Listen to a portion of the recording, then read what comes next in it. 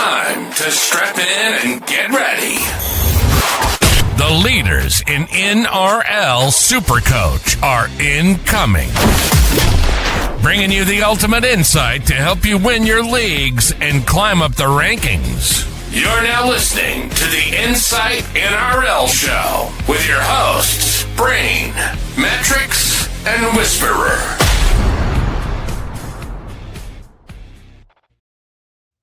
Well, I tell you what, Thomas Duffy was looking like prime Galvin today, wasn't he? And then unfortunately, Sandon Smith made me question everything I thought I knew about SuperCoach, Josh. It was an interesting day. Yeah, so we now know we see no more football now. We've watched our last bit of football for the season before the thing starts, and your head is all over the place. It is.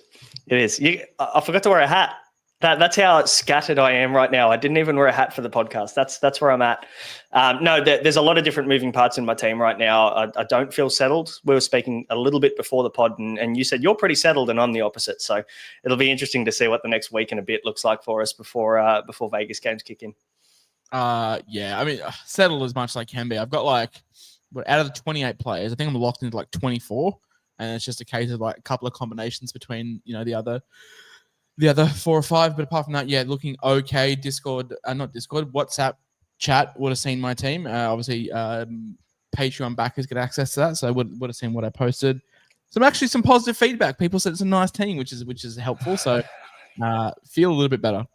They're probably just making you feel good because they've still got to get a good week of content out of you before the season starts. So team looks great.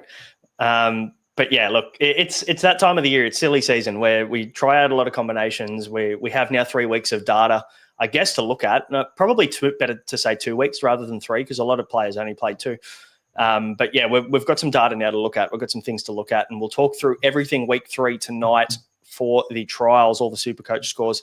You've been doing the scores for us as well, which has been huge. And you asked me when was it, last week? And maybe it was this week as well. Just chuck the scores in for me. Last week I had to make a couple of templates. Holy fuck, the amount of work that goes into what you've been able to put together. So well played. Look, I love making content. I've done it for 5 years. I'm going to be honest with everyone. I know they love the post, but fuck, man, I'm glad they're done. Because for anyone that's not in design, you've got to put layers on posts, and most posts have 5 or 6 layers. The SuperCoach score ones I think had 360 layers. Each individual player had 10 different elements, so it's a lot, but I'm glad it's done. I'm glad people got some enjoyment out of it and didn't have to pay $30 a month. Yeah, that's true. That's a good shout. But guys, before we jump into things, please hit like and subscribe. We don't go live too often, or haven't gone live too often throughout the preseason, but these will start to be a lot more regular now, more so because we love the interaction we get from you when you hop on and get in the chat. So get in the chat, let us know what you thought about the weekend's games, and as we go, make sure you let us know what you think of each player as we talk about them. And it also saves me editing, which is fantastic. I was going to say, and I also will caveat, if I'm more distant tonight for the chat, I'm just started our Podmasters content creator SuperCoach draft, so I've got that on one screen and a pod on the other. So if I'm a little bit distant, I'm just in the middle of trying not to embarrass the IFS brand. And hang on, we've got a special guest here. We probably should get him in. It's Matrix. How are you, mate? How are we? Good. What's going on? How was your weekend, mate? You look busy. Oh, mate. I was just out with father-in-law having a couple pints of Bolter. I tell you what, he's a good man. Yeah, good to know, mate. Who was your standout before we let you go? You got family time, but who was your standout this week aside from Jesse Arthur? Purdue, if he gets a run, and it looks like he's starting, I'm all in. 250K, taking Val's spot. Oh, that's trumps. Chase seems to be on the ball as well. Can Matty's son play hooker for my team, please? Mate, he wouldn't do any worse than fucking Sandon Smith. Let me tell you that for free. Yeah, I tell you what. At 198K, I'd take Henry at the moment. Absolutely. And Brent wants to know how many tins deep at the moment. Okay, so I reckon I had 4 little ultras back, and then 3 pints of Bolter. So back to have a couple more. It's only 7:30 up here in Queensland. So. What was more, the amount of trade-ins that Thomas Duffy had today, or the amount of pints that Matrix has sunk? What do you reckon's higher? It's pints, surely. Yeah, pints, 100%. Has to be. So are you settled on your team? We were talking at the start about, Josh being pretty settled. I'm not. I'm anything but. Are you settled on your team? Yeah. There might be a couple changes come TLT, but I'm pretty happy. I feel like I've allowed for like Tamale not to be named and a few things like that. If we get some surprises, I'm okay. But I feel like I'm worst case scenario with my team at the moment. Yeah. Okay. Yeah. Good. I don't have Good for you. Iongi. Like I know you guys both have Iongi, but I don't. So that's probably the spoiler alert for my team. Yeah, right. That's interesting because we've been obviously the 3 fullback brigade pretty much all of preseason, and now we've strayed. We've gone away from the plan, Josh and I, but you've stuck strong to the 3. Yeah, well, you two are frauds. So on that note, I'm gonna go get a double chocolate ice cream and enjoy the show. Cheerio. See you, mate. Yeah, it's tough, isn't it? Like, I guess we're at that point of the season now where every single little decision matters, and team structure more than anything coming into Vegas. Obviously, it's the second year now, Josh, that we've had Vegas and the 2 games in Vegas to kick things off before we then have a 4 or 5 day break before the rest of the games, which is tricky to manage because you don't want to lock yourself into a player playing in Vegas that might ruin your team structure. And what I'm probably leaning towards is having a really expensive hooker when, double cheapy hooker seems popular this year.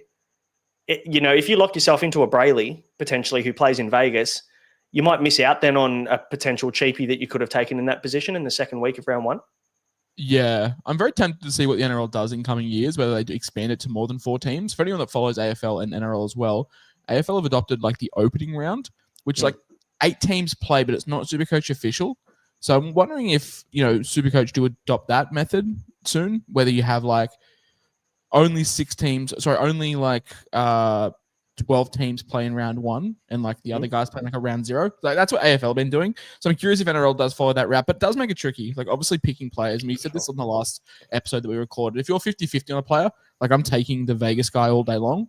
Like if you're tossing up between Brayley and Reece Robson, like I'm taking Brayley all day long just because you know that he's going to play, whereas Robson could, do a Glenn McGrath, stand on a ball, roll his ankle and be out. Like you don't know. So but it does make it tough, especially with cheapies. Like you've got Dimitri, you've got Tamale. Like you have to make a decision now on those guys if you're going to be taking them because you don't get a chance to look at them in TLT. Like TLT could come around in 2 weeks' time and we get 7 cheapies and all of a sudden you can't pick them all because you've got Dimitri and Tamale stuck there. So it's battle of the wits. Yeah, absolutely. Plenty to consider. But, guys, before we jump into things, the Patreon, there's plenty happening over there. We've just given our cheapie consensus rankings, 1 to 9, the 9 best cheapies for this season. It's probably changed already, hasn't it, now that it's falling. Slides down that rankings. But, we've also got the draft board on there. We've got the exclusive WhatsApp chat. We've got plenty of articles. Buy, hold, and sell will be coming every single week. We've got an exclusive Q&A subscriber podcast we'll be doing every single week to answer all of our subscribers' questions. And here's what else is included in the Patreon this year. Want to take your SuperCoach game to the next level? Inside Fantasy Sports are bringing you exclusive content all year round, such as weekly expert Q&As, team, trade, and captaincy advice, statistical deep dives, priority podcast questions, and tons more. So what are you waiting for? Get full access to the experts. Go to patreon.com/Insight Fantasy Sports and subscribe to Insight Unlimited today. Yeah, sorry, Brent. He is a little bit loud. I'll apologize for him.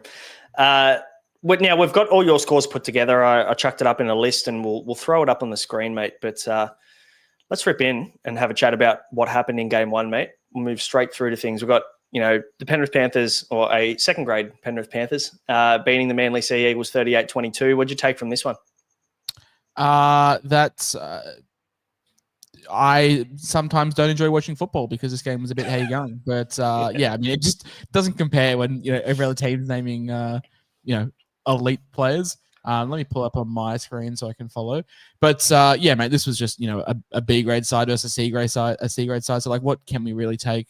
Shout out to Phil, who says that Tolau is on par with Nathan Cleary, as they are both system halfbacks, and I can get behind that. New South Wales halfback slander, but mate, apart from that, I'm not really taking a whole lot from this game. I do think Takeaho could be like kind of interesting in draft, a guy that you could pick up like super late. But in terms of classic standpoint, I don't really care. I saw people like crying over Garrick. He got kind of cucked on a try assist and line break assist, and he played like 30 minutes. So I yeah, not really too fast on anyone in this game. What about you, my friend? Nothing. Absolutely fuck all. But, we were looking at Ruben Garrick really and just wanted to make sure that he had 2 legs and 2 arms and a heartbeat. And he did. So that's great. He was just breathing through both nostrils. That's pretty much the checklist that I needed. Yeah, that's it. VO2 max was looking pretty good. So that's about where that ends. And obviously no one to look at Penrith. So let's just quickly move past this one and we'll move straight on to the important stuff, mate. Yes. Straight on to the important. Ample time on this game because we are so back. Yes, we've kind of lured everybody into this podcast, and they think it's going to be a week 3 just a recap, but it's just going to be a top circle jerk. This is an hour and a half of just dissecting why Fanua was better than Terrell May this game. That's not old people, but he was. He was good. He was good. No, Look, let's get SuperCoach scores, mate, because this had much more relevance away from Tigers bias. We got to see some combinations link up. We got to see a couple of Parramatta men, obviously missing Moses, missing Brown, but we'll touch on the Tigers. We've highlighted, look, I think it's best to talk about the guys we've highlighted. So Skelton, Galvin, Dewey, May, Royce the Choice, Jack Bird. First and foremost, Jarrell Skelton. Did you see enough to start with him? I was happy to see him on the left. People are crying because it's outside Luai. Whatever. Base was great. Was on 30 points at halftime. Scored a try. Ran over some people. Folded Charlie Geimer. Checked all the boxes. He did. To everybody, I know I was sick of replying the same thing to about 50 people that commented on my Skelton post the other night. But for anybody who is worried about Luai or being on Luai's left, that Brian Toto guy from Penrith, he really struggled on Luai's left as well. So that's where I'll probably leave that one. Jarrell Skelton, 61 points. Look, that would have been, as far as I'm aware, close to 80 if hit-ups over 8 meters. And what was the other stat that's not being counted, Josh? Yeah, so hit-ups over 8 aren't being counted and offload to hand. So I think I went back and rescored it. It was like a 74, 75. Led the game in run meters, led the game in runs. So, yeah, don't stress too much. It's hard to look at scores because they're not being scored correctly. But just more look at like work rate. For me, it's like looking at how many runs people are taking, how many meters they're hitting, and that just ticks the boxes for me. And Skelton was great. He was fantastic. Yeah, I mean, nearly 60 post-contact meters, 170 run meters. Sign me up. He's definitely a front runner for one of my center wing slots. It is him. I'll tell you what. I'll tell you who else is him that I might have to fall on my sword because I was not keen on Lockie Galvin. I think he went. He's probably like goes 5 points backward, mate. He doesn't go backwards at all. He is the guy. Look, I think he's going to be even better next to Luai. We can imagine that Luai is probably going to free him up even more. Which is exciting, So does he give, more touches to Luai? Of course he does. And I think that probably takes away from his game a little bit. But I think that then that counteracts by the fact you've got one of the best 5'8" in the game next to you or one of the best halves in the game next to you. I'd say that we're probably going to see much of the same this year. I don't know whether he's going to go to that 70-plus average type territory. Otherwise, I'd probably start with him. But I think we can probably expect 60 to 65. Just want to highlight Kano wants to know. Yeah, mate. Well, I'm in all sorts of. I'm struggling. As you can see by some of my selections. For anyone following at home, it's a 10-man draft. First round took Scott Drinkwater at 7. That's okay. I forgot that Reece Walsh on the board, which and then we took Jaden Campbell and Brian Toto. So not a bad start, but we're definitely in struggle street trying to hold. I struggle with concentration on one thing at the best of times, let alone 2. So Adam Dewey, mate. He was the talk. Oh, boy. You said you had to fall on your sword about Galvin. I've got to fall on my sword about Dewey, really, don't I? He looked good. He did look good. I mean, he was carrying the ball well. We're worried about the knee, and I don't think that goes away. The injury history is always going to be a concern for Adam Dewey for the rest of his career, and unfortunately, that's where it's at. But goal kicking, I think, is his, and I think that's probably the big issue that we've been looking at. Does Appy have the kicking? Does Dewey have the kicking? He struck him really nicely, to be fair. And, do they want Appy as a part of the huddle as the captain or one of the captains of the team? He's not a big voice, but he's a presence. And I think that... Yeah. I was having a chat with Tigers Cast on X for anyone that's on Twitter, bigger Tiger Nuffy than me, which is kind of hard. And we was chatting about Tigers goal kicking. He makes a really good point. Like, Appy probably doesn't play 80 this year. Like, we probably carry TDS on the bench. He probably comes on for a little bit. And, like, you want Appy... You want your goal kicker on the field full time, but also a really good stat that the Tigers actually scored the most amount of tries in the NRL in the middle third last year. So Appy's goal kicking stats are probably a little bit inflated. If you look at pure averages, I think Appy has a better career percentage kicking for the Tigers than Adam Dewey does. But take into account that the Tigers were scoring a lot of their tries under the sticks last year, did help Appy, and Dewey still striking them super, super well. If that knee holds up, then I've probably changed my tune and his goal kicking. We touched on him in the 5/8 podcast, mate, about we touched on him in the trial to watch podcast about how he's priced at 45. He averaged 49 last year. The Tigers, or Appy Coruscant specifically, averaged 6.5 points a game in goal kicking. Put that together, it takes Adam Dewey at 55.5. We expect the Tigers to improve, obviously. And I could see Adam Dewey averaging like 58, 59. And a guy that's 45, I'd be very, very happy with that. Yep, 100%. And the fact that you can pick him up at centre and just plug him into your centre wing 4 or 5, I think is a really good spot for him to be. Or if you just want to go with a Metcalf-Dewey 5/8 combo, I can't argue against that either. So you've got some options there with his duel. Terrell May, just get him in your team. There's 50-odd% of people that still don't own him, which is just bizarre. It's funny. You posted you posted the watch list players from this game and talking about like, who we should watch, and you didn't include Terrell May. I think you should have included Terrell May because this game told us whether he averaged 79 or 81. So I think it's a mistake on your part there not to have included you, mate. Of course, always, definitely. But, I included Garrick to watch, which was the argument. But, he needs to be in everyone's team that takes this seriously. I think it's just the easiest pick of the year. So we don't need to talk about him. I'll tell you who we do need to talk about. Alex Seyfarth, 58 points. He looked awesome. One of your boys. My guy. Yeah, one of your guys. It's a bad day to be one of your guys. It's a good day to be Alex Seyfarth. Mate, I've got 1 minute and 20 seconds. So if you want to carry the load for the next minute, that'd be great. I can do that. Alex Seyfarth, fantastic. I don't really want to talk about him too much, but I think there's enough there for us to be confident in what he's going to produce. I mean, it was, not really many run meters, but he made 36 tackles. So the majority of it was in base. At 430K, you're paying for a 45 average. I think you can probably see a 55 as a minimum from him if he gets 80. And the stats are there to support that. So Alex Seyfarth is in my team. And I tell you what, who I am avoiding like the plague is good old Royce, a.k.a. Rex Hunt. 13 points. And look, we're not going to get 13. It's not going to be 13 every week. It's probably going to be closer to 20 to 25. But even then, I think that there's danger there taking him not as an AE nightmare, but just as a guy who's just going to be that Franklin Pele, Pawasa Farmasuli type front row forward 4 that's going to absolutely piss you off to no end to the end of the season, Josh. I know are you still making your pick? No, we just drafted Terrell May in the 4th round, so good times. Good times. Not much to mention on Royce Hunt, but what are your thoughts on Jack Bird, mate? 379K, he's very well owned, like nearly 30% owned, 62 points. He scored the try off the bench though, so like the stats here are inflated. Bit of a trap.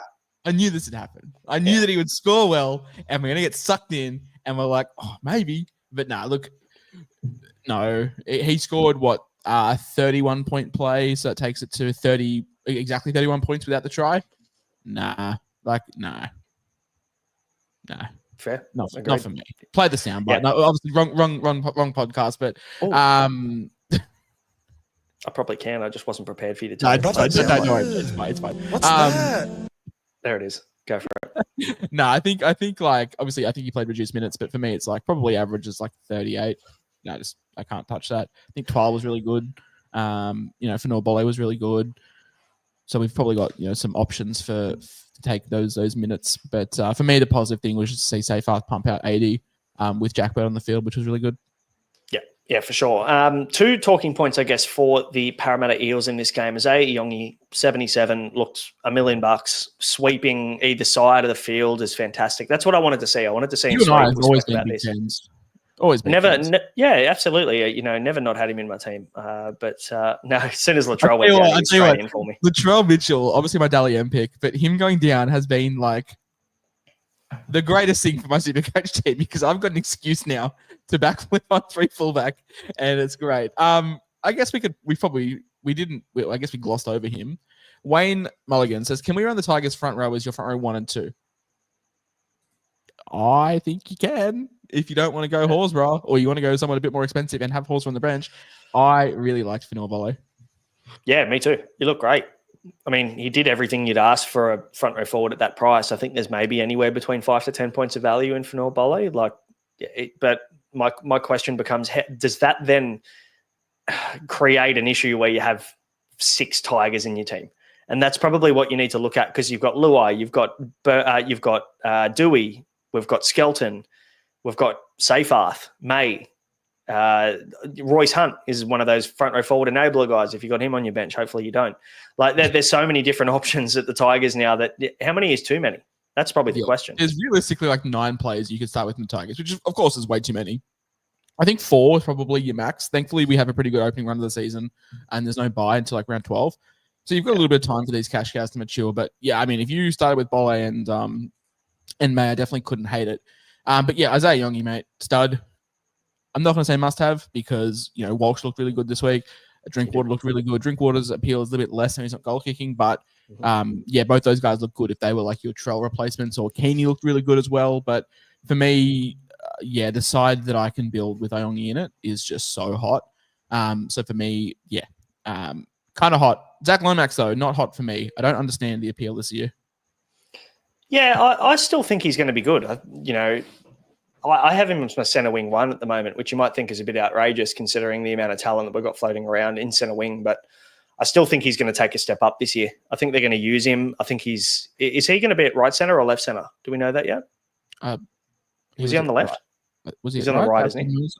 So he's going to be outside Moses, which is maybe he's left because Penrith would be right. I don't know. I didn't really pay attention. I don't really care about Lomax, so I wasn't watching. Anyone in the chat that wants to let us know? I think it might have been from memory. It was right. From memory, he's on the right side. So if he's outside Moses, even better. Yeah, Chase has said he's on the right. So for me, I just think that being outside on Moses' edge, we know that there's benefit there. Will he be the centre wing 1? Look, I've got him there at the moment. I might readjust. I don't know, but I still think that he's going to be good enough. But again, fuck the price. You're not touching him in Classic. So that's not even a conversation to have to start the year. I don't think that we need to worry about that. But Kelma-Tuolangi, mate. I think centre wing 1's absolutely crazy. just quietly. Yeah, that's okay. That's all right. Kelma-Tuolangi, yeah. I've copped it. I've copped it for 2 days about Kelma-Tuolangi. I think I'll let you defend yourself. Like, I'll give you the floor. I just picked as well, so I've got free hands. I can jump in, but I'll let you defend yourself as this is your platform to. My only defense. I don't have any frustration. I'm still keeping it with the public because sometimes the public is, no offense, stupid. No, not even that. It's more a matter of I understand why people are concerned because he missed 7 tackles. He took 1 run for 7 meters, and look. Oh my god! Most players you're dealing with more tackles than run meters. That's insane. Yeah. Wild. Yeah, if one of his worst games I think he's probably ever played, to be fair. And I don't necessarily think that Kelma-Tuolangi is a fantastic footballer. I just think that the situation or the circumstance that he's in at the moment is like being on Mitchell Moses' hip. We look back at Isaiah Papali'i, averaged 79 the year that he was on Moses' hip on the right edge. And then you look at Bryce Cartwright, who is also a pretty ordinary footballer, and to be fair, averaged 62 and 57 the last 2 years. And you might disagree with me calling Bryce Cartwright an average footballer, but I still believe he is. Kelma-Tuolangi, average footballer, good circumstances. 430K priced at a 45 when a average footballer's averaged 57 and 62 the last 2 years in the same position. So if Moses was playing in this game, I'd be worried if he fucking put up that kind of production. Oh, yeah. If he did this with Moses, it's almost... I don't love to overreact to trials, believe it or not, reading my social media. I actually don't like doing it that much. But if he played with Moses, I think the red line's well and truly through him. It's good from our friend Spakakak. Kelma seems like a man who wakes up and decides who or what he is. Yesterday, he woke up and wanted a pie with sauce, a can of Coke, and a good lie down. And look, I can't. I can appreciate that. I can appreciate a man that has fine taste. But no, in all seriousness, no disrespect to Renell Volkman or is it Twiddle? Yeah, they're not Mitchell Moses or they're not Dylan Brown. If Kelma was playing outside of Moses' game, I would be much more concerned. But for me, it's like, Isaiah Papali'i, he's fine. He's a good football player. He's no world-class edge, and Cardi is 7 years past his prime. So for me, it's like if those two can be well, then I'm sure Kelma can be okay. And people, I think, forget just how good Moses is as a communicating half. Let's talk about Jack Williams. He's not highlighted, but fucking hell. He's good, wasn't he? He's got the preseason. I think he's got the award for best preseason. Him or Jamie Humphreys have had the best preseason in terms of training and playing. Should get dual, and he looks really good. It's just a bit of an awkward price. I'm not going to pick him as my front row forward, and I don't love picking a prop at 2RF. So I don't really know where to go. I think the best way to approach this is to not pick him to start, and if he looks good, you'd find a way to get him. And because there's still some uncertainty there, isn't there? Yes, he's been fantastic, but again, it's hard to take too much from trials. The rotations were a little bit all over the shop in terms of the forwards this game. I think he's probably locked into it to start, though, this year, based on what we've seen from Parramatta and what we've heard out of their training camp, is that he does have a starting spot to start the year. I would imagine that Joe O comes in for Greg, and then someone of a Dory or a Luca Moretti drops out. I just want to see the minutes, because Hopgood's probably going to play bulk minutes. We hope Calma plays 80. We hope Katoga. I hope. This is the problem. Like, I don't know who's starting. I'm going to miss on Dimitri, so I'm just going to have to gamble that he gets to start and hope the fucking Gobber gets the mail. But yeah, take over, because I'm on the clock. I don't know what I'm doing.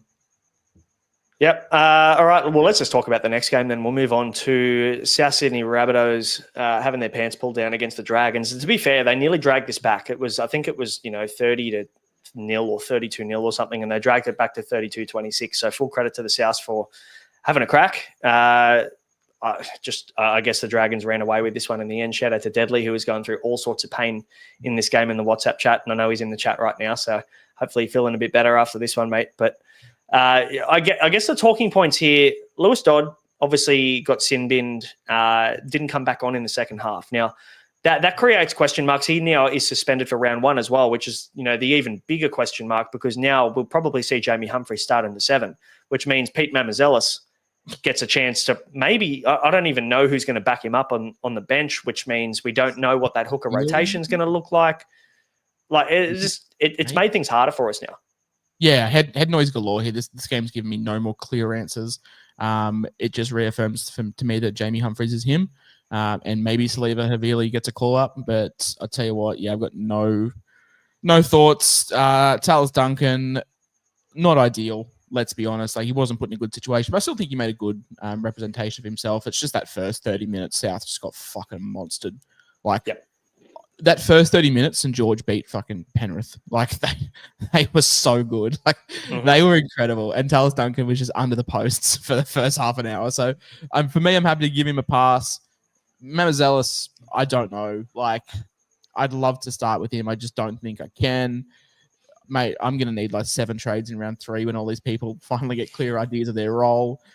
I don't think, if you had to, like, look, I don't like Lewis Dodd. I don't think he's the 7. But if you said to me, like, who is that Wayne Bennett's first choice?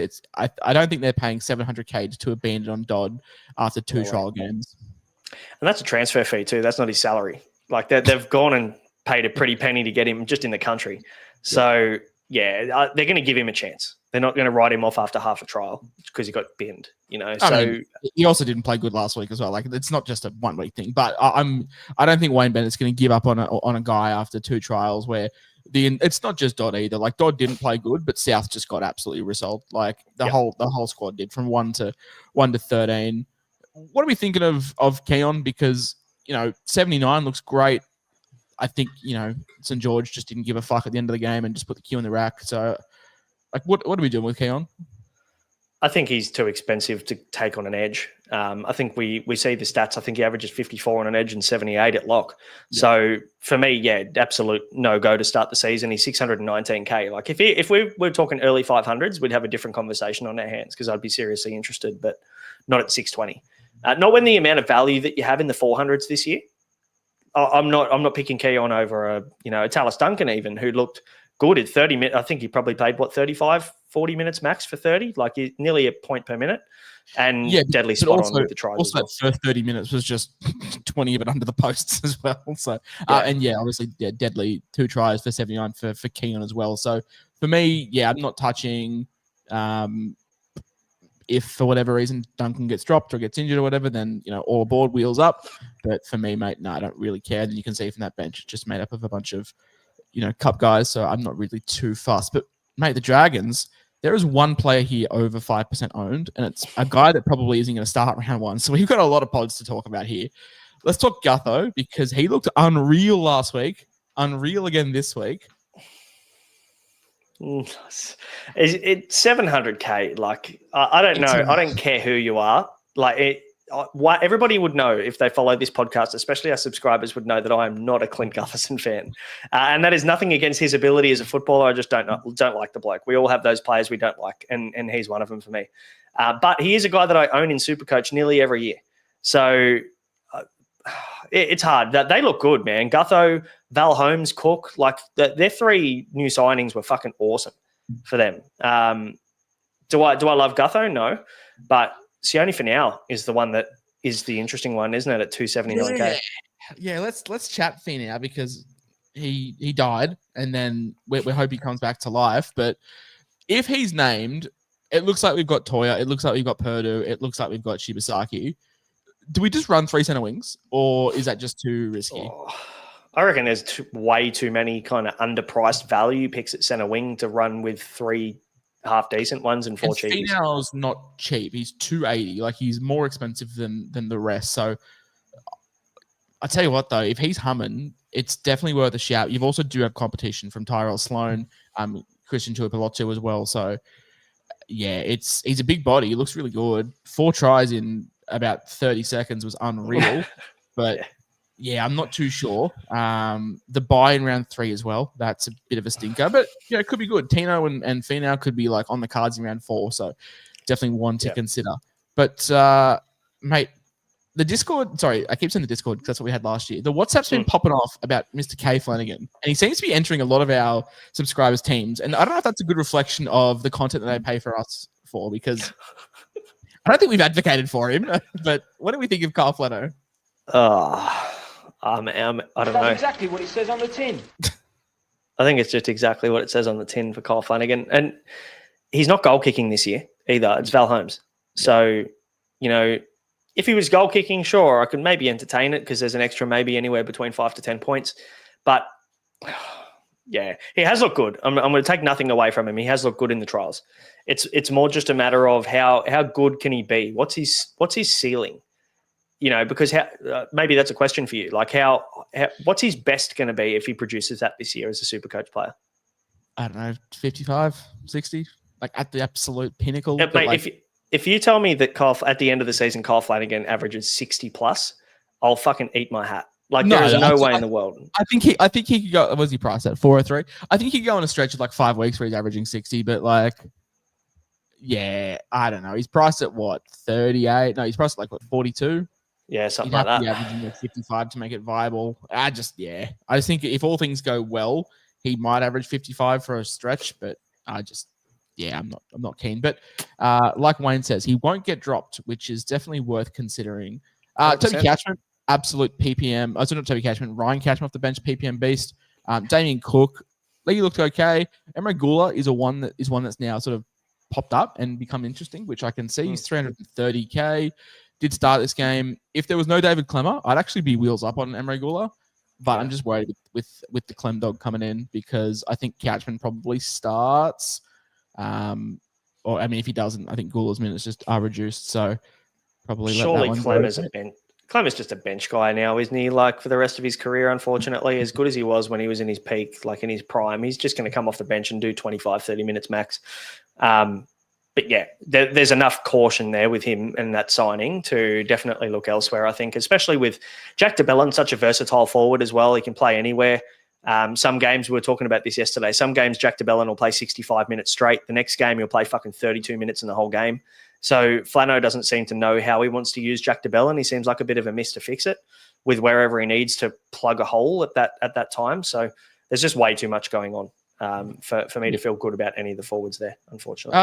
Anyone else that we want to chat about? Probably not. I think. Let's move on, mate. I think Catchman's appeal died once Gula and Clemmer signed, so it's just like a pass, and then like Tonga Loco. Like if he nabs the 4th bench spot, sure, but I just don't see it. So I'm not really sure what to do with front row forward 4. It's kind of gross.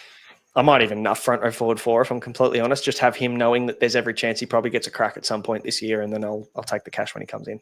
Wow. But let's chat Broncos Bulldogs, mate. It's a shame Matrix isn't on with us tonight, or we jumped in at the wrong time because I'm sure he'd love to talk about this. We'll start with the Bulldogs first. Now, what do we got? Matt Burton was seen in the sling, which I thought was interesting after the game. Probably not much to take from that, I wouldn't have thought. No, I think he was then pictured without the sling, so sure. Yeah, it's like the old knee brace or the boot. Yeah, like a moon boot for protection. We're glossing over a fullback here, mate. Another one of your guys. Seems to be a common trend. Don't know what you're talking about. Don't know what you're talking about. No, he was bad. We've seen some players have some bad games. Lewis Dodd was one of them. Connor Tracy was another, unfortunately, who had an absolute shocker. Dropped a couple of high balls. One led to a try. It just couldn't get anything right. It didn't really have any kind of presence in attack either, unfortunately. He wasn't sweeping. There was just a lot to try and unpack from Connor Tracy's game, and none of it was positive, unfortunately. So as high as I have been on him, the numbers, the 62 average at fullback last year, that's all well and good, but it's only 2 points above what he's been priced at. In saying that, the whole appeal was the fact that he's finally playing in the one position.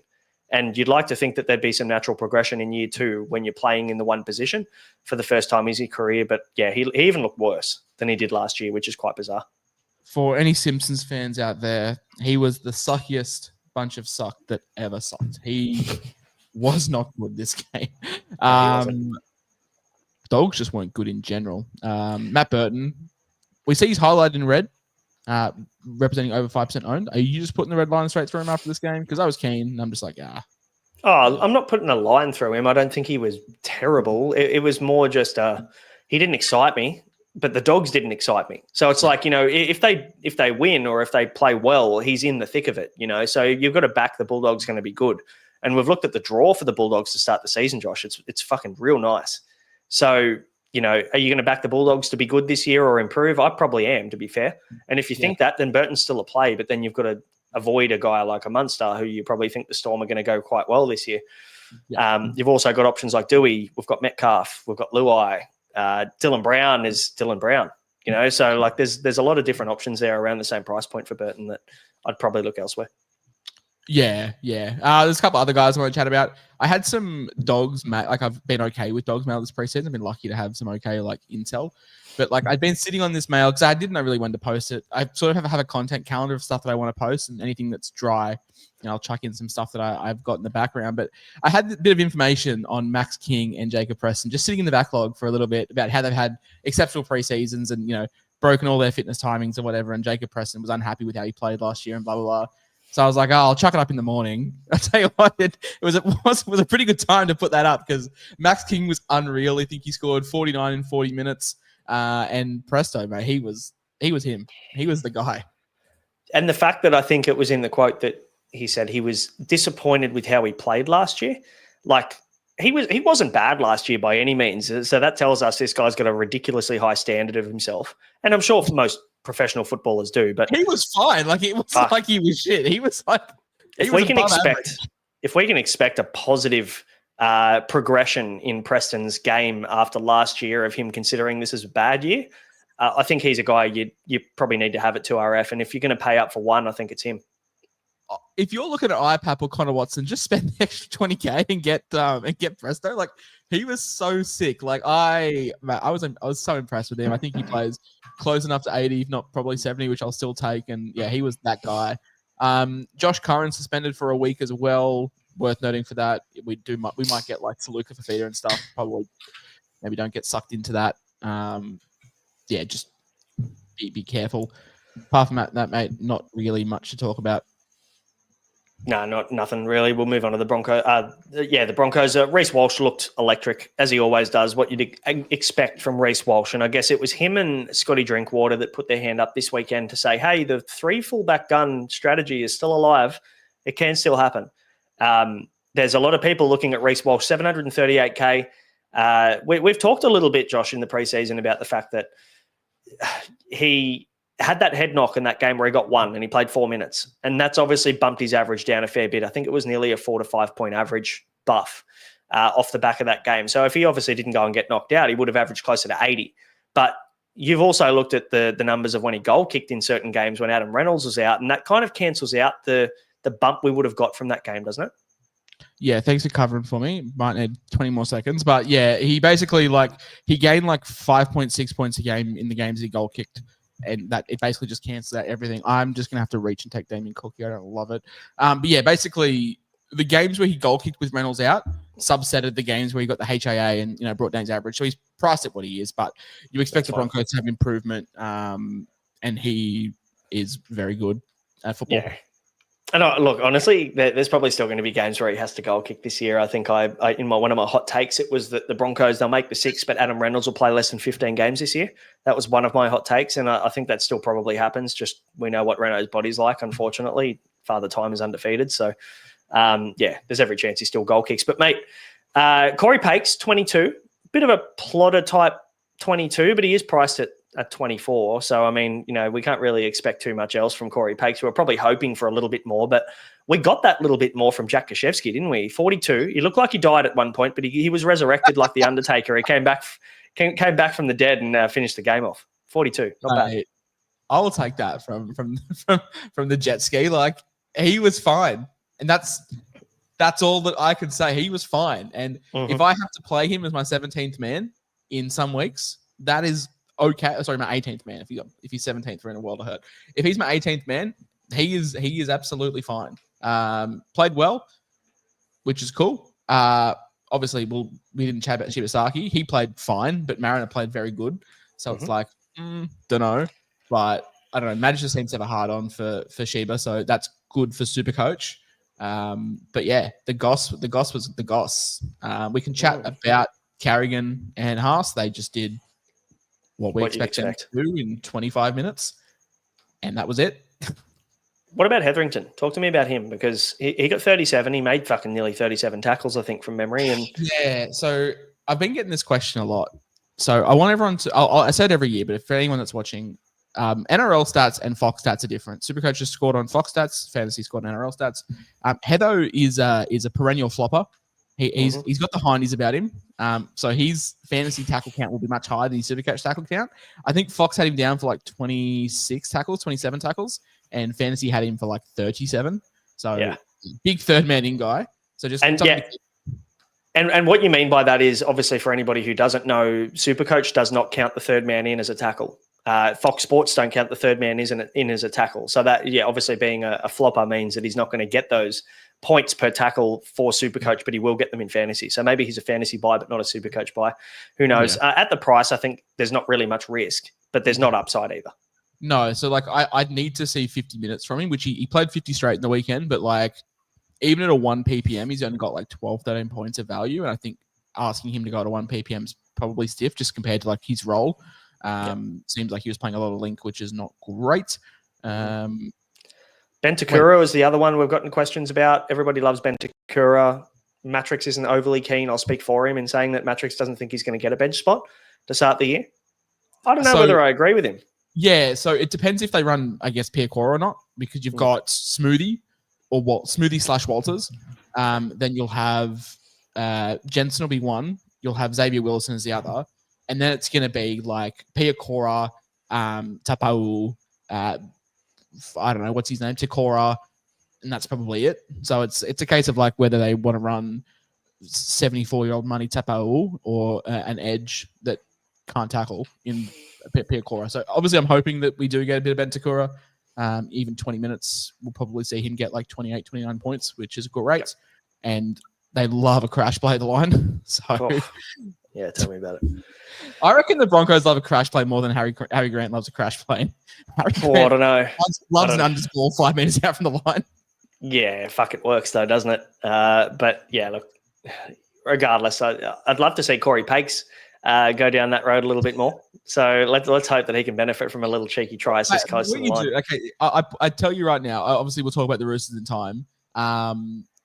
Paul Thorne says Wilson will get a bench spot. Yeah, absolutely. But it comes down to like Tepau, Pierre Cora, and Takora.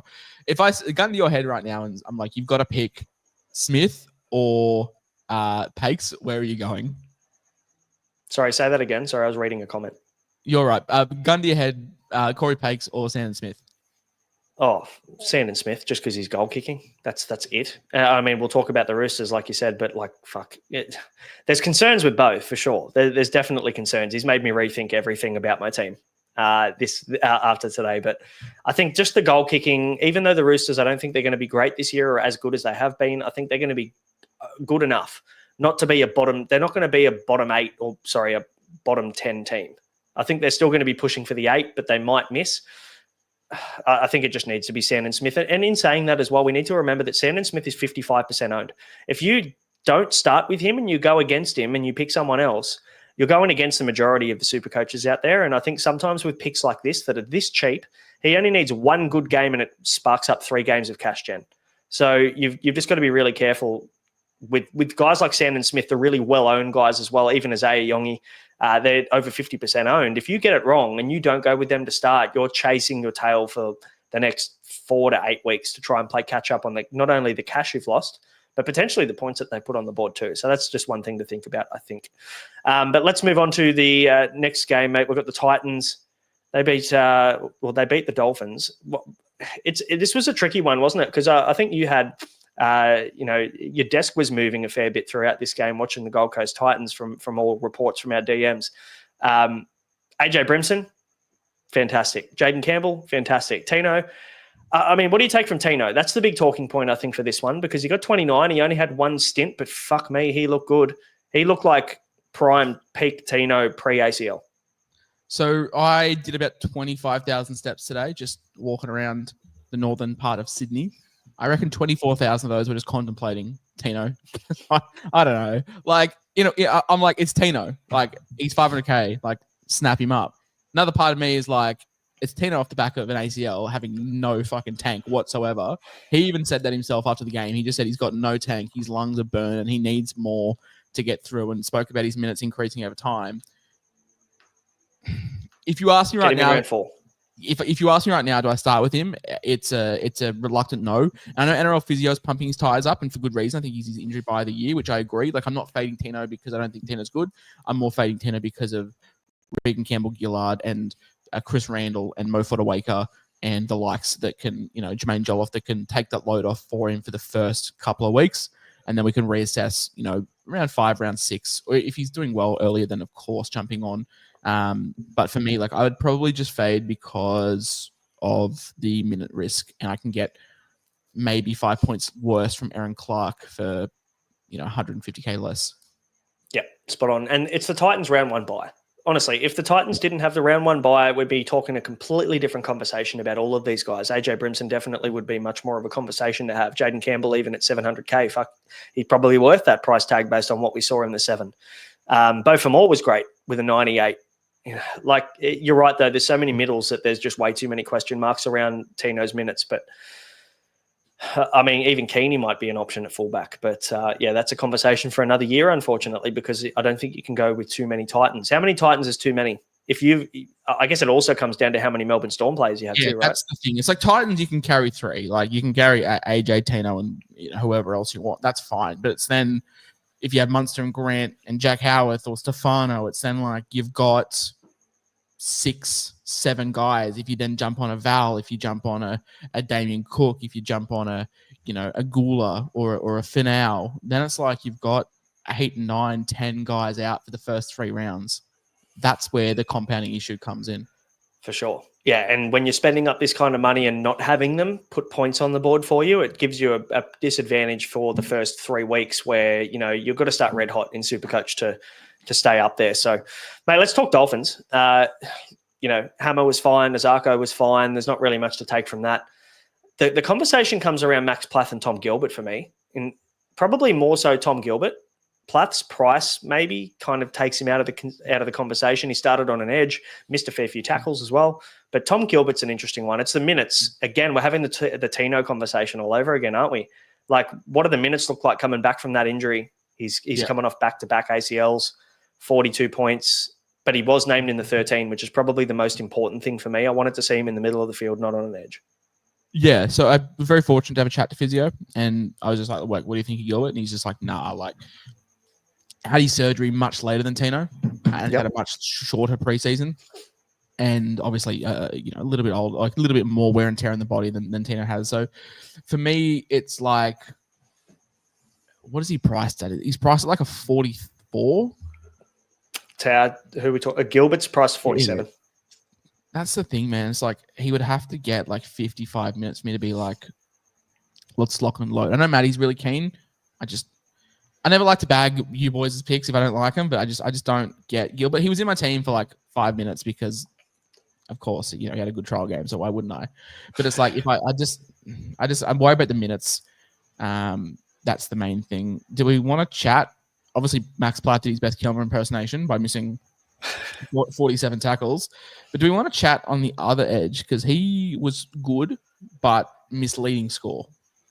Yeah, plenty of attacking stats involved in Finafuiaki. 60. He had a line break assist and a line break there. So, yeah, that definitely buffs his score of 60 there. That probably, what's that come back down to near 40, I'd say, if he didn't have those attacking stats. And it's the Lemuelu on the bench issue for me that there's every chance Lemuelu comes and spells him on an edge. Or he might spell Plath, we don't know. But at this point in time, I think there's way too much risk going with an edge forward that relies on attacking stats for one, but also has an edge on the bench that can spell him at any point. So, yeah, for me, there's a bit too much risk there. I know he is well owned. Is that 10% owned? More than 10%? Yeah, Blues 10%. Okay. I think the last time I looked, he was like 11.5 or something like that. Yeah, look, for me, no, I don't think so. I think that there's way too many other options. We talked Tallis Duncan already, Kelma Tuolangi, Seyfarth, we've already talked about as well. I think there's those three guys are probably ahead for me for Finafuiaki. I just want to derail this conversation for a little bit. For anyone listening, they know that I'm midway through a draft. Obviously, we have the Backstreet Boys as a great boy band. I just want to read out my center wings of Brian Toto, Dylan Lucas, Bo Fermor, and Jarrell Skelton. Can we just call them the Bay Stat Boys? Do we have a new pop group of just those four? Because that's hot. That's good. Yeah, just finished that pick, so I just wanted to bring it up. But yeah, Finafuiaki, I just can't do it. Like, I get it. If you told me he was playing 70, I'd be all aboard. But it's like, I'd rather just pay the extra, 60K and get Seyfarth, Duncan, 100K to get you Kelmer for much more security for me. Yep, agreed. Let's move on, mate. We've got the Roosters and the Knights. Sorry, no love. There was a lot of love in the chat for Mark Nichols. No wheels up for Mark Nichols. Okay, let's go back. Where Mark Nichols scored 95. Yeah, he scored 2 tries with that 95. Unless you think he's going to go and score 2 tries every single week, sure, great, buy him. Mark Kenner by Nichols, no? Yeah, no, unfortunately not. Hey, Tom Hazelton. We were keen on Royce Hunt last year, and I think he got injured early, and then we were like, Tom Hazelton could be a good buy, and we never jumped on. Maybe Mark Nichols is the new Tom Hazelton. Yeah, just the way that I've been going on every player that I've poo-pooed has basically come good. So there you go. Maybe he is a buy. Let's talk Knights and Roosters, and holy fuck, there's a lot to take from this game, and more so just how bad the Roosters were. We've been recording for 52 minutes. I think we could probably spend that on this game alone. Yeah.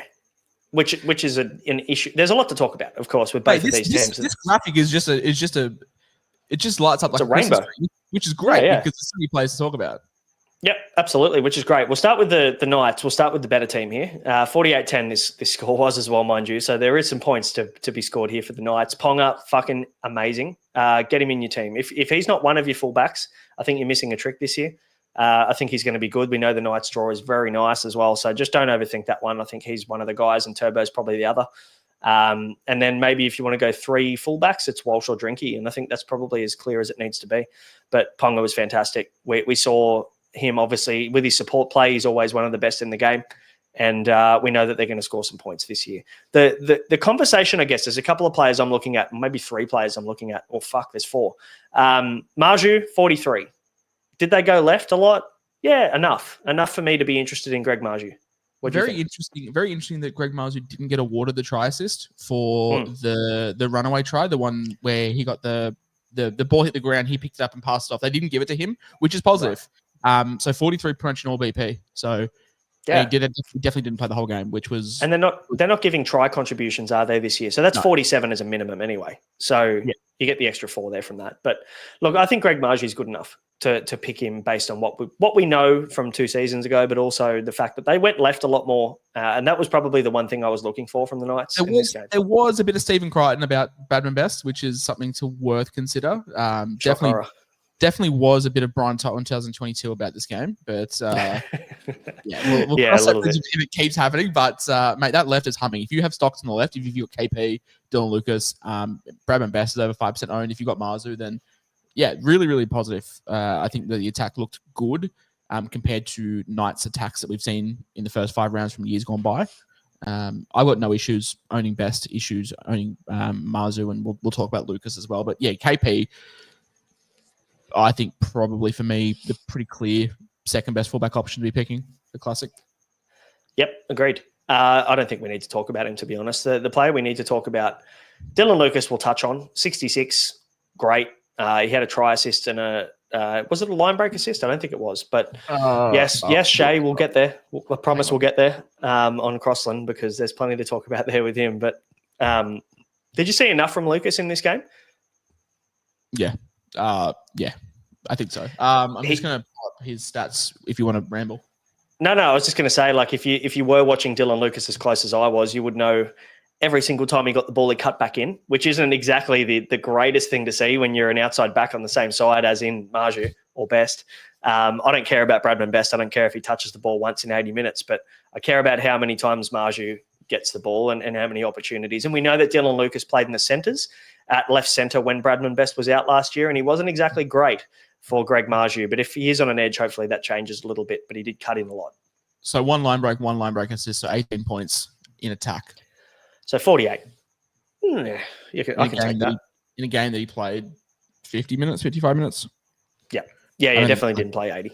I do think take some of these stats with a pinch of salt. Obviously, the Roosters had a bin, so that affects, and the Roosters had all the ball that time. But still, like, I'm really keen. I think probably worth bringing this up. Sharp looked to be hogging the left and playing that Ponga fullback slot, and Ponga held more of the right and center, which is fine. Like, if ball's being distributed both sides, then that's fine. If Ponga's getting his on the right and our left assets are still getting ball, then fantastic. You don't want to have a Cody Walker situation where Cody just plonks himself on the left and then you're just cooked. And even better, it's like you have two fullbacks really that sweep both sides. Yeah. Like that for me makes it even better for Kalen Ponga because they're going to have to make sure they cover Fletcher Sharp on one side. It's almost like in the red zone, they're running a block play on the third and a block play on the fourth and just going both sides, which gives both sides equal attack. Like I said, it's not like a South situation where it's all left Cody Walker, Latrell to AJ. I'm just on the clock, so. No, you're all good. I was actually going to lean into Kai Pearce-Paul. Maybe I'll leave that for you, and we'll come back to that once you've made your pick. But let's talk Roosters because for me, there's a lot of concern there. 10 points on the board. They're the try-scoring team, and they couldn't seem to get anything together. Obviously, Robert Toya made a couple of bad defensive reads and let in a try there at the back end. In the first half. Nawaga Nitawaze, he was decent before he went off with what looked like a calf issue. I'm not sure whether that was cramp or whether it was an actual injury, but I'm pretty sure it might have been cramp. Sandon Smith is the big talking point. And when you're done your pick, I'd love your thoughts on Smith, but also Kai Pearce-Paul. Maybe let's go back to Kai Pearce-Paul so we can finish off the Knights. You've been pretty keen on KPP, and I can see the appeal because it's always the players that have that first year in the comp. They're they're the flavor of the league, and then we go, okay, cool. SuperCoach relevant goes in the toilet now because they're it's not their first year anymore, and they're priced at $525K.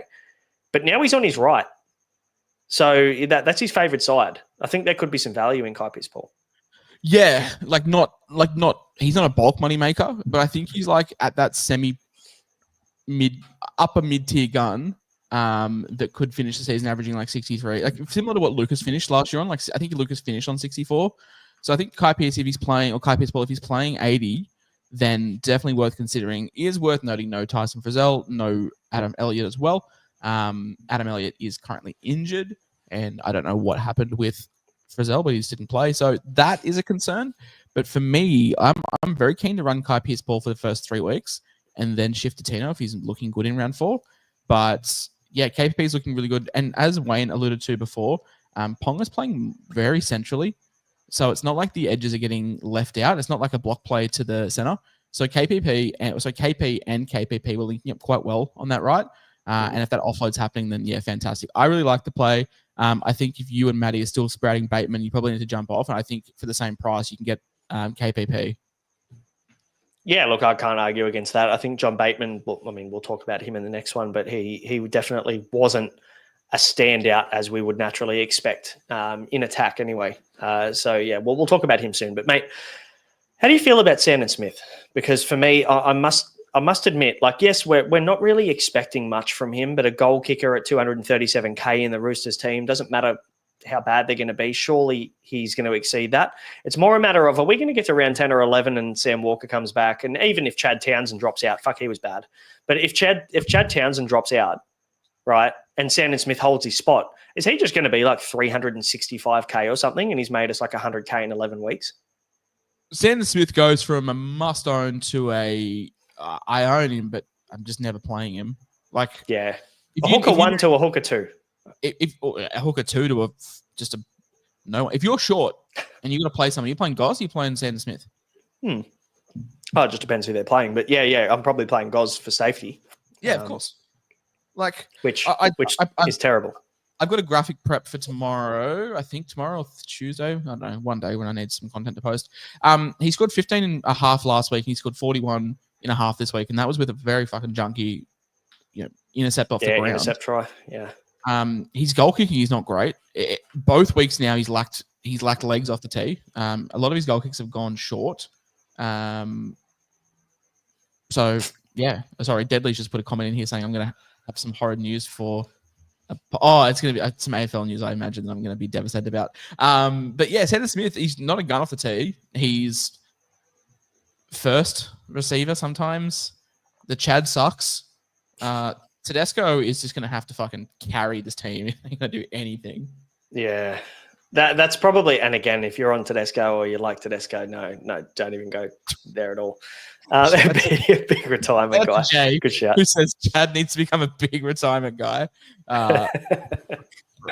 Sadly, yes. Look, but again, it's still better than the type of football I'd be playing. Don't you worry. But Sandon Smith, I think he's a buy, but it's just not an exciting one anymore. I think we've got enough of a watch now for him and in his game that unfortunately there isn't too much to be excited about, and there's not too much to be excited about with the Roosters either. But in saying that, though, we got a good look at Connor Watson at 9, and I think everybody was pretty bloody excited about Connor Watson, knowing that, they're looking at his numbers from last year going, yes, Connor Watson's going to get 80 minutes, and that's great. But just remember that Connor Watson's numbers at lock are not Connor Watson's numbers at hooker.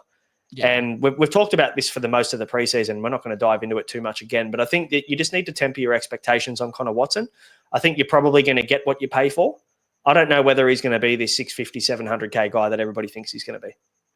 No, I think, people, I don't want to victory lap, because we've definitely changed our tune. We've had, I guess, we've opened our eyes a little bit, but we were never overly keen on Connor Watson. We thought he was fine, and I was picking him more as, just a safety net in my 2RF. But now that I've gone with our boy Harry Grant at hooker, then it's like he becomes. I don't need him. It's like the Andy from Toy Story meme. It's like, I don't need you anymore. It's throwing him out of the toy box. But yeah, I think even last week, mate, people were going hard with the Vaseline and the tissues last week when they saw his 61, but that had a try assist in it as well. So I think weeks he doesn't get attack, he's going to get 50, and then some weeks he's going to get 85, and it's going to balance out to be low 60s, high 50s. And again, hooker sucks this year, so that's fine. I'd be happy to take low 60s. Of course. That's completely fine. It's not like a, don't read into these he averaged 67 last year when playing 13. Cool. He's not playing 13. He's playing 9, and the Roosters suck.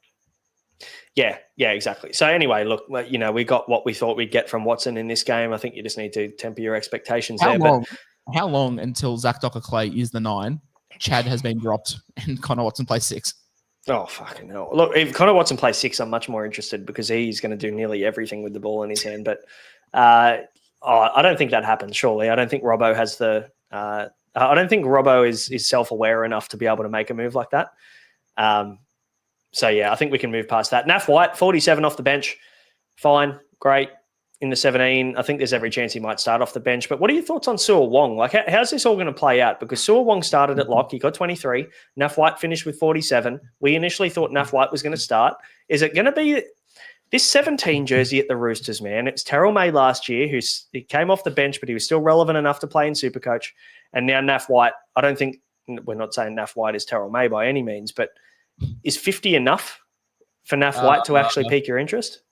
I don't know. I wish this game was closer so I can get a better idea. But he's a guy that I can just pivot to. If Dallas Duncan sucks, then I can just buy Naf White. Or if Aaron Clark sucks, I can just buy Naf White.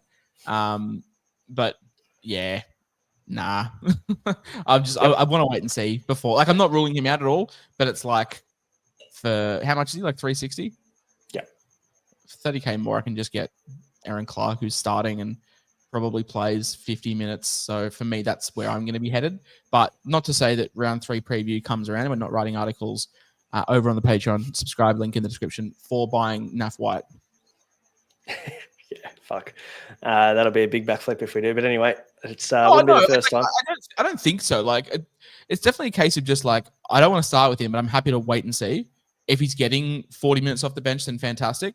But right now, it's like, it's just too much of a risk when I can pay a tiny bit more and get a guy I've got a little bit more confidence in with the same duel in an equally as bad team. Yeah, fair enough. All right, let's talk this last one, mate. We've got the Storm 24 losing to the Cowboys 36. Cowboys were throwing the ball around. They were great, but the two big talking points, Jackson Purdue, 257K, scored a 91, and Tom Duffy with a 60. They've pretty much cemented their spots now. As per Fox Sports commentary, it sounded like they were saying that Jackson Purdue has won the centre spot on merit. Yeah. So we were worried that Zach Laybutt was obviously going to take that spot. Due to the comments last week from Todd Payton around being available for selection. I think there's a world where Purdue still does start round 1, but it might be on the right, sorry. But man, yeah, Purdue did everything he could, as did Duffy. The only concern with Duffy is I don't think he's a playable option. Fantastic. But 2 tries, just 1 line break assists, and had a couple of goals in there as well. Worth noting, Drinkwater did kick at the back end of the game, but I do think that was just, hey, we're up by 1 million. Yeah, have some. Why don't you have some kicking? And he's also was shit. I think he missed both his attempts. So, I'm not too stressed that Duffy's kicking. I just probably can't play him confidently unless it's against, like, I don't know, preseason Roosters. Yeah. Look, I think he's going to be great, and I think he's going to make us some decent money this year. And that's all we need from 198K bench halfback. It's just like it goes against everything that we've talked about over the last few years about having double halfback guns.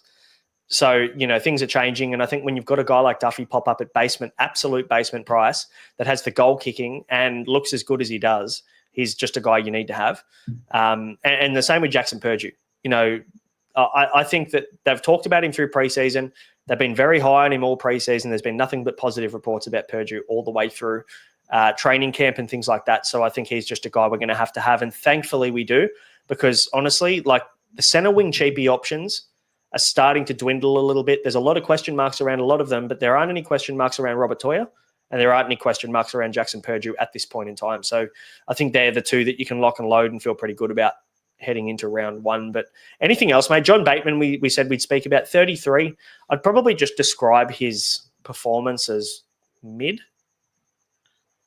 Yep, I'm very filthy that we're in round 11 and I went to draft Alex Seyfarth and he's been taken. That is absurd because he's mine. But no, Seyfarth, he was great.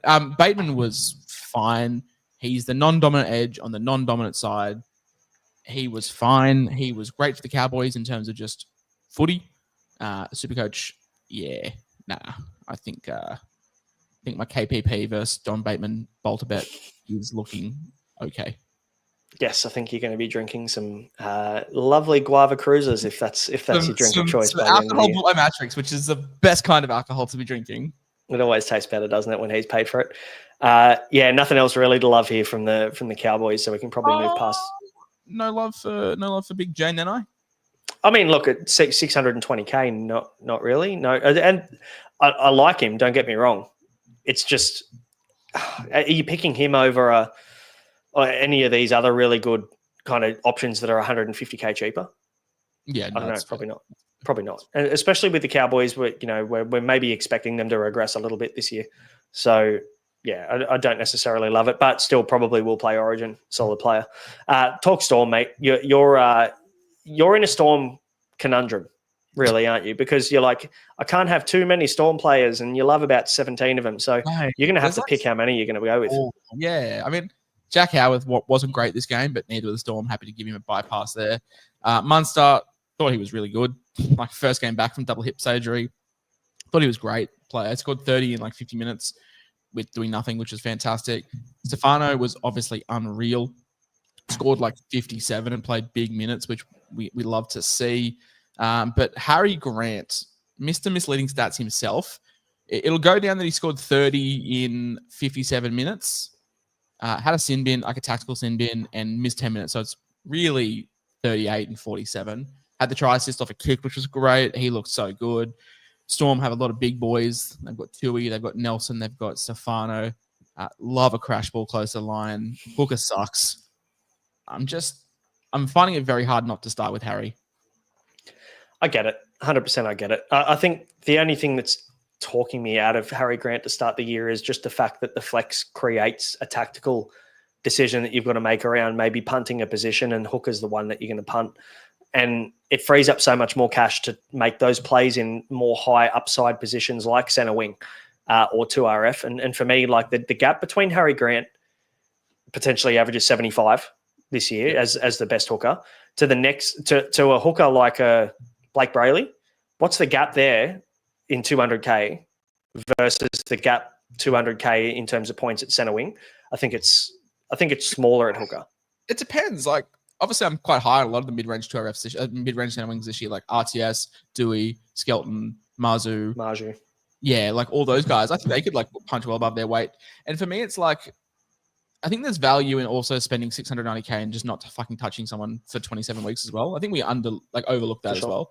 Just picking a guy now and being like, I can go to bed every night and know that I'm safe with you there. Yeah, until Origin hits and he plays 2 games in 2 months and you hate him. But you know what is underrated? Having trades left at the end of the year. And the way I'm talking right now, I'm going to have 0 trades left at round 21. So I might need to reassess, but I think, yeah, you're going to feel pretty good not having to make a trade at hooker when everybody else is scrambling, trying to find a decent playable option there. So I don't hate that at all. Cam Munster, 31, most of it in BP. Good enough for me, to be honest, at 609K. Like, I think we're comparing him to Burton, who scored less. We're comparing him to Luai, who we haven't seen yet in trials at all. We're comparing him to, who else have we got? Dewey. You could play there as a cheaper option there with the goal kicking, which I don't hate. The most obvious to a Grant, the most obvious to Galvin. Dylan Brown and Dylan Brown. Yeah. I mean, Dylan Brown I'd probably still prefer, but I think that what you can do with the 50K between Munster and Dylan Brown is much more valuable elsewhere. And then it comes down to like the Lockie Galvin's just the Tigers tax. Like, how many can you carry? That's the only the downside. But yeah, Munster looked really good. I was happy with his involvement. He did get a TC that wasn't given because of the inside-out play from Blore to Meany, which was a very, very sexy play. But it's just Munster, man. Like, you know, obviously the concern is over those hips, but I saw enough today that said he's still fine. Like, he's not going to be 2018, 2019 Cam Munster, obviously, but I still think there's 6-7 points of value, and he's a guy that, yeah, I might just hold until like round 19 or so and flick him to bottomed out Galvin or bottomed out Brown. Yeah, that's fair. Honestly, can't argue against it.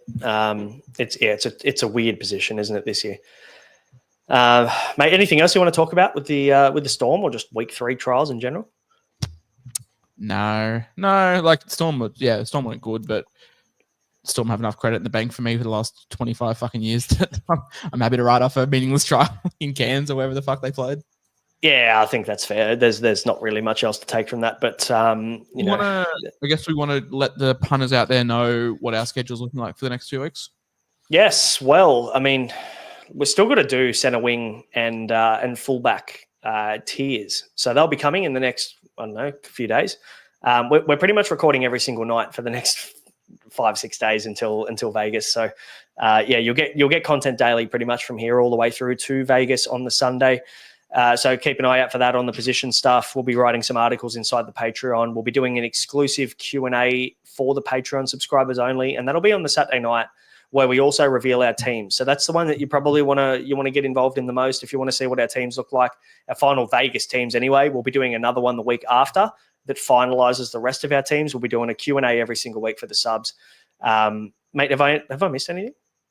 No, but I guess just as a glowing review for anyone that isn't part of the Patreon that wants to see my team, Ryan today said, "That's a great team, Josh. That's the best endorsement that I can get." So if you want to see a, quote, great team, $10 a month, less than 30 cents a day, less than 2 coffees in Manly, which I discovered today. So yeah, feel free to jump in the Patreon, look at my, quote, very good team, and tell me if it's very shit or very good. Mate, I'm just going to put that on my tombstone. Ryan, that's a very good team. And yeah, that's you got to change your bio now on X and Instagram, I think, too. Yes. That quote. That's a beauty. Guys, thanks. Sorry, just to clarify. Yeah, so we'll McGroof asked about team lists. So we will do a podcast on Wednesday. Yes. Yeah, so we'll do a podcast on Wednesday breaking down team lists, but also cover some Patreon questions, give you guys a chance to see what goes on the Patreon. And then for all the Patreon backers, we'll be doing a exclusive team reveal / Q&A on Saturday night. We should have a pretty cool announcement for all you sport bettors out there about a certain podcast coming for you Insight Fantasy followers. That's about it. We've got 2 position podcasts to come and a bunch of team lists and regular scheduling next week from Wednesday onwards. Oh yeah, change of date this year. It'll be a Wednesday live rather than a Tuesday live for the previews this week. We felt last year like there was a lot of info between 4:00 on a Tuesday and like bedtime on a Wednesday that we missed by recording so early. So also less competition, so more views easier for us to get views and stuff. And there's a bunch of good content creators out there doing podcasts on a Tuesday. So we wanted to, get away from that heavily contested day as well. So it'll be a Wednesday this year. Yeah, for sure. And look, last thing from me, if you want to join the Unlimited League, it's 211-518. You can win a standard squeeze prize pack as the highest scorer in the league every single week. So you can jump in there and you get a Patreon subscription for the year if you do take out that league at the end of the year. So 211-518 is that code. Jump on in. I think we've got nearly 2,000 people in there. So there's plenty of red hot competition if you want to take us on and get some bragging rights on top of that, saying that you can beat Josh, which I'm sure won't be hard this year. My very good team, yeah. Yep. I forgot I was in the clock next, by the way. Guys, we'll let Josh finish his draft. Thanks for watching. Appreciate it. Hit like and subscribe if you haven't done that yet. And keep an eye out for all the content coming into Vegas. We'll catch you then. See you later.